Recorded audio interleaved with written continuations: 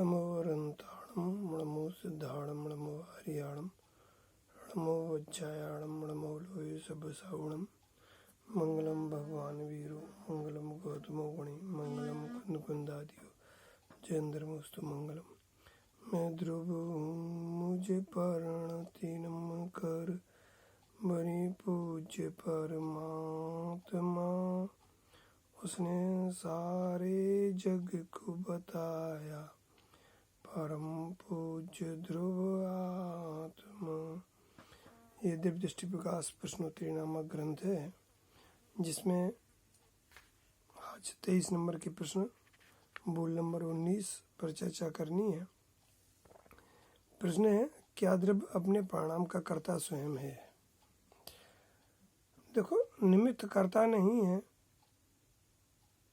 या परद्रव्य कर्ता नहीं है, इस अपेक्षा से तो द्रव्य अपने परिणाम का कर्ता कहा जा सकता है। लेकिन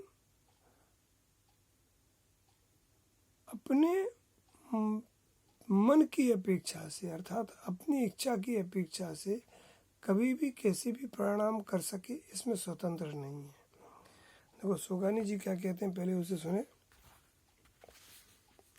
परिणाम अपना है तो भी उसको आप खुद ही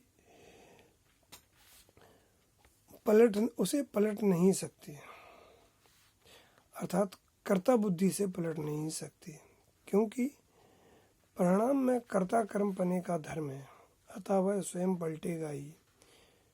विभाव तो मेरे से बहुत दूर है, यहाँ तो परिणाम मात्र भी मेरे से भिन्न है। मैं तो अपरिणामी हूँ, एक समय के परिणाम के साथ बहता अर्थात पलटता नहीं हूँ।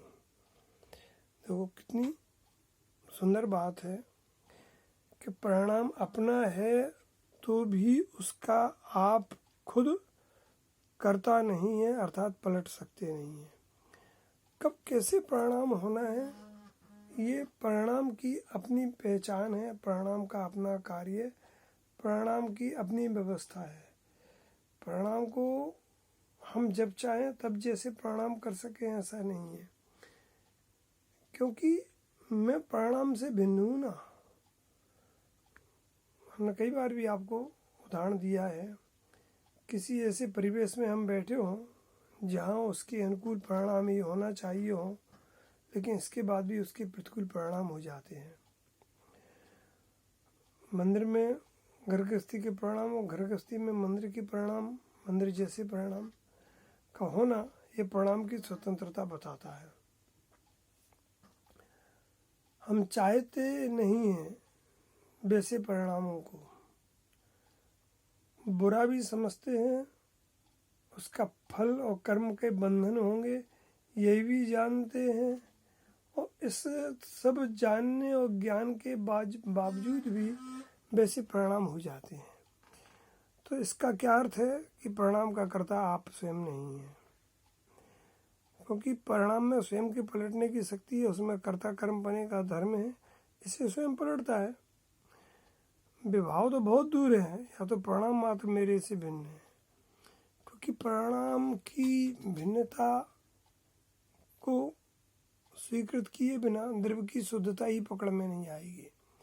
क्योंकि परिणाम वर्तमान में अशुद्ध हैं तो अपने को लगेगा कि मैं ही अशुद्ध हूँ, जबकि परिणाम की अशुद्धता से द्रव्य में कुछ भी नहीं होता है।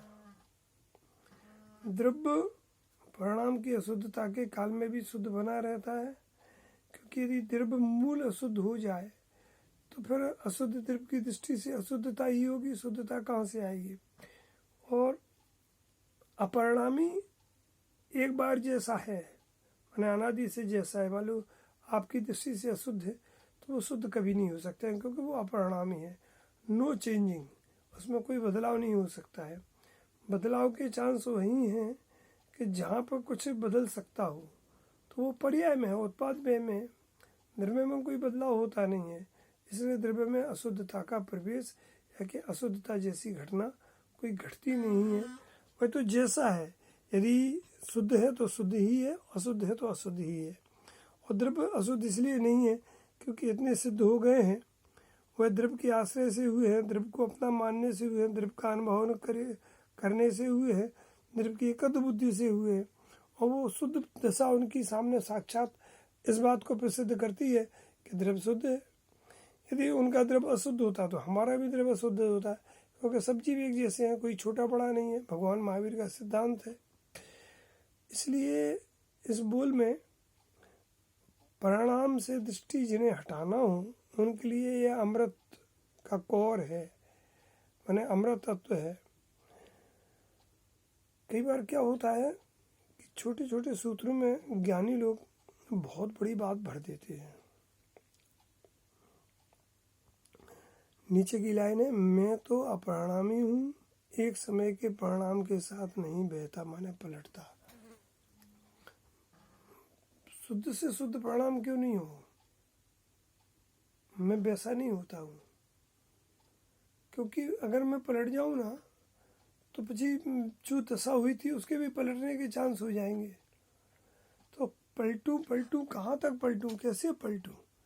इसलिए एक सुंदर चर्चा है कि भाई मैं पलटता नहीं हूँ, मैं जैसा हूँ कि मैं वैसे की वैसा रहता हूँ, क्योंकि मैं अपरिणामी हूँ। द्रव्य परिणाम का स्वभाव ही पलटने का है, पर्याय का स्वभाव ही पलटने का है, तो वो पलटेगी, उसे कोई रोक नहीं सकता है।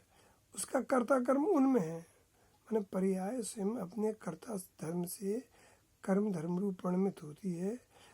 द्रव्य के कर्तृत्व की या निमित्त आदि के कर्तृत्व की उसमें आवश्यकता नहीं होती है। जिसमें जिसकी आवश्यकता नहीं है उसे उस रूप क्यों वेदन करें हम माने। इसलिए सुंदर चर्चा है।